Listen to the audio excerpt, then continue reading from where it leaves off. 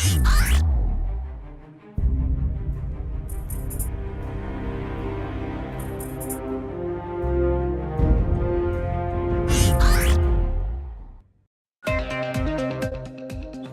advances in technology and the increasing global availability and access to digital channels for engagement.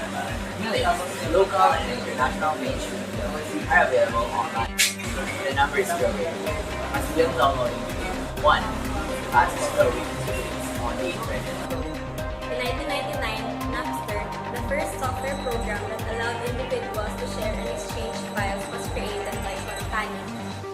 But lawsuits filed by several companies towards Napster under the newly passed Digital Millennium Copyright Act marked the first significant blow against digital piracy.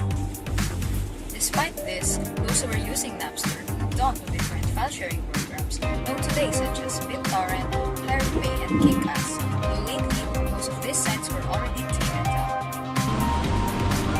Things cost money, and if you don't have the money to pay, then you don't get to take a pleasure in them. We live in a very competitive world, with people turning to all sorts of methods to make ends meet. Illegal downloading a film costs nothing. But how about the cost of the creator's resources? Even if digital piracy actually increases market penetration and increases sales or hype for a film, it is still a form of theft. We are now in a world where goods are created with the purpose of trading their value for something else. Just because something isn't a physical good doesn't mean you can take it. Many things without physical manifestation have value that can be taken or damaged. Morality is a free-flowing concept and extremely subjective. Engaging in ethically questionable behaviors, individuals tend to resort to rationalization, a common method of reducing negative beliefs by offering justification to their but still believing in their ethical findings.